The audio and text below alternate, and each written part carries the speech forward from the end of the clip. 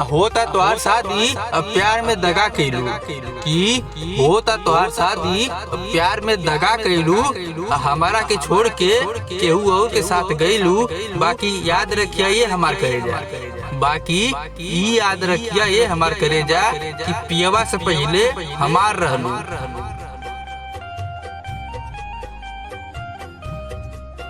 कि तू अगर कुछ ना पूछा तो को बात नहीं कि तू अगर कुछ ना पूछा तो हम एगो बात कहीं कि अब तोहरे बिना जियल ना जाला।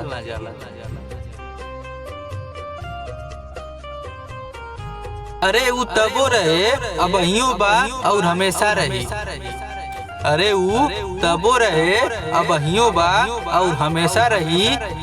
हम मोहब्बत कैले बानी, हम मोहब्बत कैले बानी, कौनो पढ़ाई ना जे पूरा हो जाई।